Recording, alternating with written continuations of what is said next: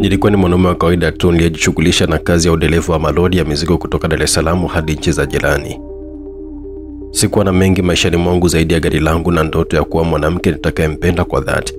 Nilikuwa na miaka 33, lakini bado sikuwa nimepata moyo wangu. Nilihitaji upendo wa kweli na niliamini ipo siku nitakutana naye. Siku moja nilipokuwa napakia mzigo bandalini Dar es Salaam, nilimwona msichana mmoja aliyesimama karibu na sehemu ya vioski. Alikuwa na mavazi mepesi ya kifahari, rangi ya machungwa iliyopambwa kwa maua madogo meupe. Uso wake ulikuwa unapendeza na macho yake yalikuwa ni ya huzuni isiyoelezeka. Nikamkaribia na kumsalimia. "Shikamoo dada," nilisema kwa sauti ya heshima. "Marahaba," alijibu kwa sauti ya upole lakini yenye uzito. Tukazungumza kidogo, nikagundua jina lake alikuwa ni Rehema. Alisema hana ndugu mjini na alikuwa anatafuta kazi ya kufanya. Nilijisikia kumsaidia, nikampatia pesa kidogo na namba yangu ya simu. Hakupiga mara moja, lakini wiki moja baadaye alipiga. Nilimwalika kwenye mgahawa, tukawa tumekaa na kuzungumza kwa masaa matatu. Alikuwa ni mwanamke mnyenyekevu mwenye heshima, lakini alikuwa akificha kitu. Kuna nyakati alikuwa akitabasamu, halafu ghafla tu uso wake unabadilika na kuwa wenye huzuni.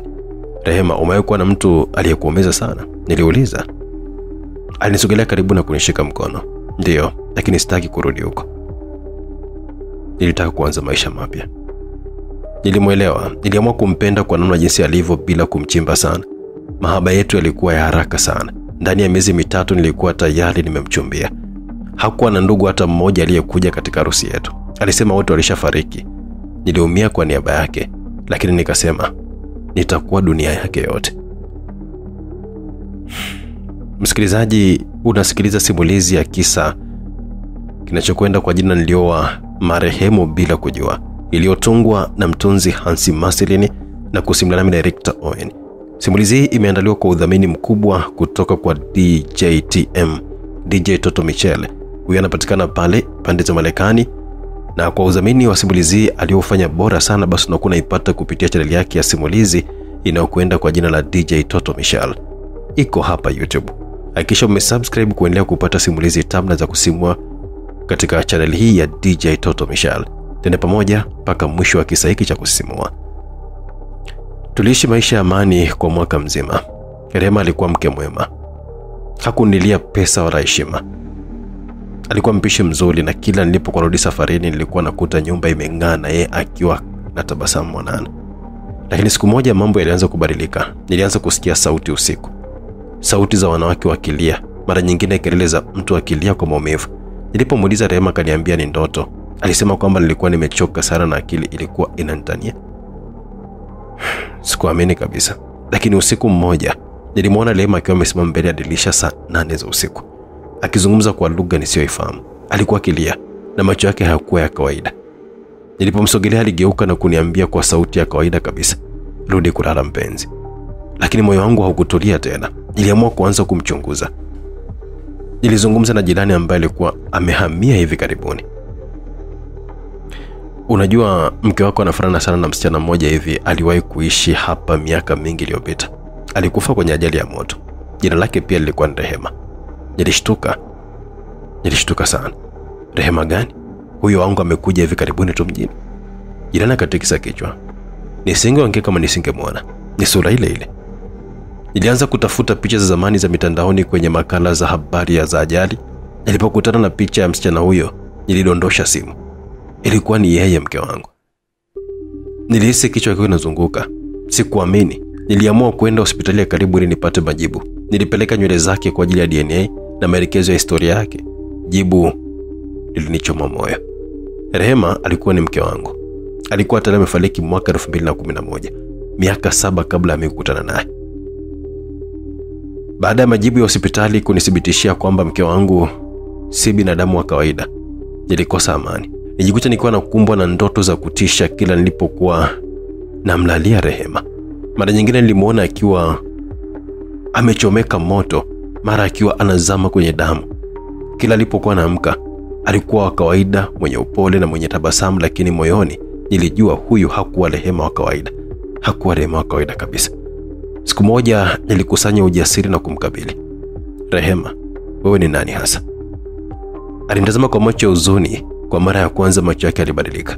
Macho meusi yakawa mekundu hafifu. Alikaa kimya alafu akasema kwa sauti sio ya kawaida, "Mimi ni Rehema, lakini sio tena mwanadamu." Nilitetemeka. Alisema polepole akanikaribia kisha kama ameanza kunisimulia kwa sauti ya kupasua moyo wangu.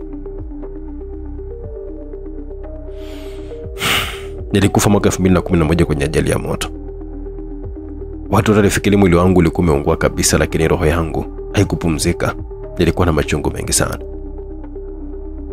Niliachwa na yule niliyempenda kwa dhati. Nilisalitiwa, nikafa nikiwa na maumivu na hasira. Nikarudi duniani nikitafuta mtu wa kunipenda kweli, mtu wa kunifanya nipone.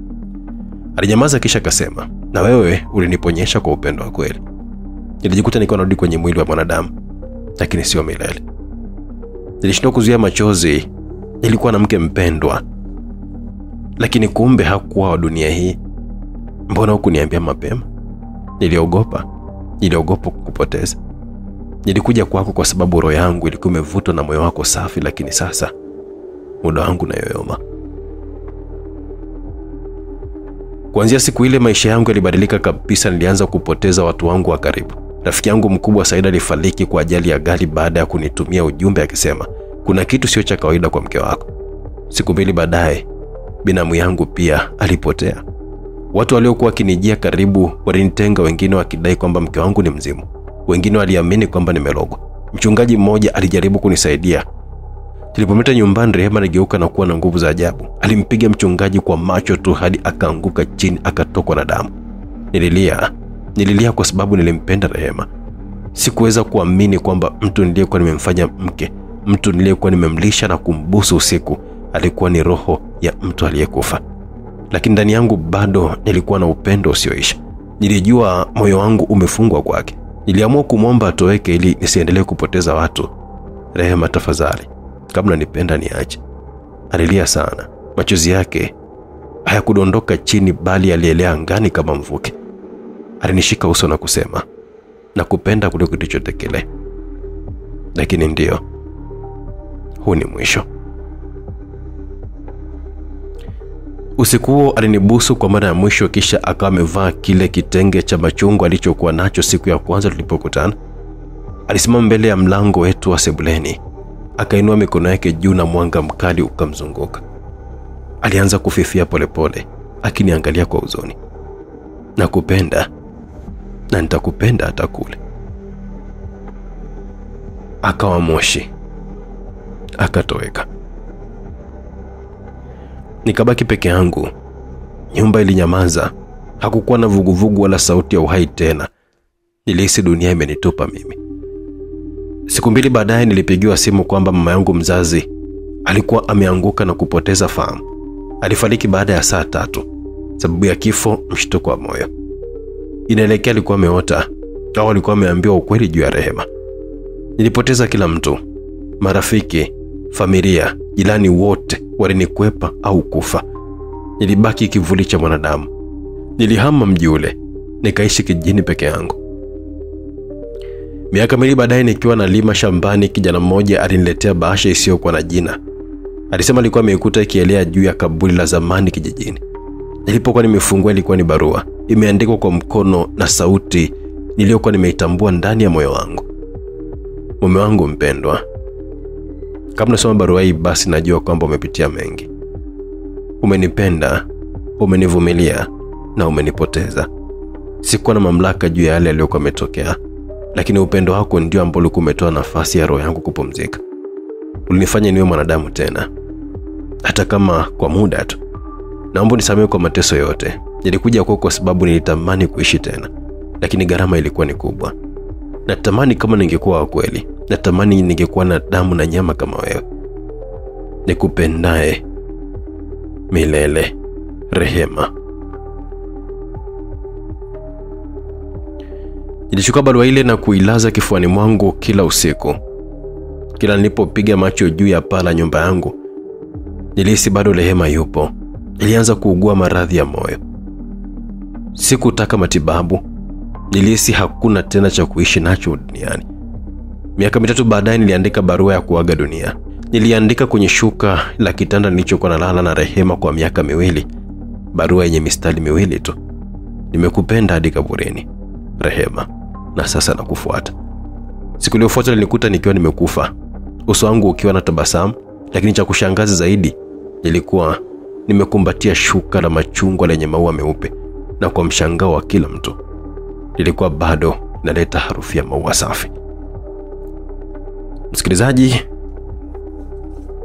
hapa ndio mwisho wa simulizi yetu fupi inayokwenda kwa jina la Nilioa Maiti Bila Kujua, iliyotungwa na kuandikwa na Hansi Marcelin, ikasimuliwa na director Owen chini ya udhamini wa DJ Toto Michele, akiwa DJ anaendesha shughuli zake za muziki pande hizo za Marekani, Canada na maeneo yote duniani. Kwamba ukiwa na shughuli yako ya sherehe, harusi, misiba, pia hata mikutano mbalimbali, basi ukimwalika huyu bwana wa kuitwa DJ Toto Michele, basi hapo utaweza kupata burudani ya kuvunja mifupa, burudani ya kukata na shoka. Hakikisha umesubscribe channel yake inayokwenda kwa jina DJ Toto Michele kuendelea kupata burudani mbalimbali kutoka pande mbalimbali za dunia, kikuletea mambo mbalimbali kama movie, simulizi, animation na mambo kibao kutoka kwa DJ Toto Michele.